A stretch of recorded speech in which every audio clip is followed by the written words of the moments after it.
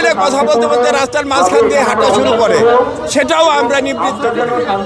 এই জন্যই আমরা আজকে নিরাপদ সড়ক দিবস উপলক্ষে আজকে এই প্রেস ক্লাবে আমরা সবাই একত্রিত হয়েছি। নিরাপদে রাস্তা পারাপার হন, মোবাইল কথা বলতে বলতে রাস্তা পারাপার হবেন না, জেব্রা ক্রসিং দিয়ে রাস্তা পারাপার হবেন। কিন্তু আমরা গত 32 বছর যাবৎ এই দিবসটাকে আমরা চালিয়ে আসছি। আমরা প্রতি বছরই আমরা দীর্ঘ সময় মিলে আমরা রাস্তাঘাটে আমরা এই নিরাপদ সড়ক নিয়ে আমরা ক্যাম্পেইন করি, যাতে মানুষ সচেতন হয়। বিশেষ করে হেলমেট ছাড়া বেশিরভাগই দেখা যায় হেলমেট ছাড়া মোটর বাইক চালানো হয়। তাদেরকে সচেতন করার জন্যই আমরা এই ক্যাম্পেইনটা করি। আরও দেখা যায় যে মোবাইলে কথা বলতে বলতে রাস্তার মাঝখান দিয়ে হাঁটা শুরু করে, সেটাও আমরা নিবৃত্ত করি।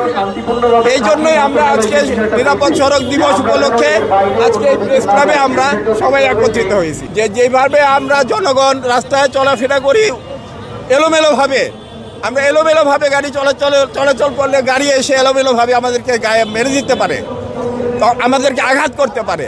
আমরা এই আঘাত থেকে বাঁচার জন্য আমরা চাই যেন একটা নিয়মের মাধ্যমে, যে নিয়মে চললে আমাদের জীবনও নিরাপত্তা থাকবে, আমাদের পরিবারও নিরাপদ থাকবে, সেই হিসেবে আমরা রাস্তাঘাটে চলাফেরা করব এবং নিয়ম মেনে গাড়িতে চলবো। দৌড়িয়ে গিয়ে গাড়িতে উঠবো না, গাড়ি থেকে নেমে দৌড় দিব না, চলন্ত গাড়ি থেকে আমরা নেমে যাব না। ওদের স্বপ্ন পূরণে পাশে থাকতে পেরে আমরা গর্বিত।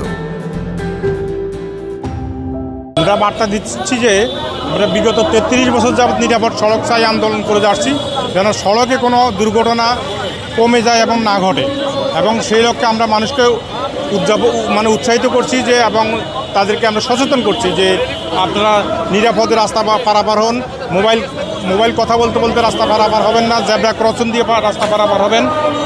আরও অন্যান্য নির্দেশনাগুলি আমরা জনগণকে আমাদের একযোগে পুরো বাংলাদেশে আমাদের যে শাখাগুলি আছে এই নীতিটা আমরা চালু করছি। আমাদের জনগণ যেন আমাদের মান্য করে, যেন সড়কে আর কোনো দুর্ঘটনা না ঘটে, সবাই যেন নিরাপদে বাড়ি ফিরতে পারে, সেই আমাদের একটা আহ্বান থাকলো।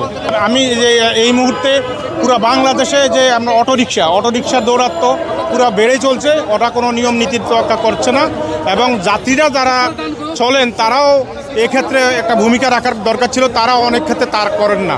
আমার মতে যাত্রীরা যেহেতু অটোরিকশাতে চলে, তারা অন্তত অটোকে যেন নিয়ন্ত্রণ করতে পারে, নিয়ম নীতি মেনে যেন রাস্তায় চলতে পারে, সেটা একটা নির্দেশনা চালককে দিতে পারে, সেটা আমরা একটা আবেদন জানাবো আপনাদের মাধ্যমে। তারা অন্তত যাত্রীদেরকে সচেতন করুক, নিয়ম মেপে রাস্তায় গাড়ি চলুক।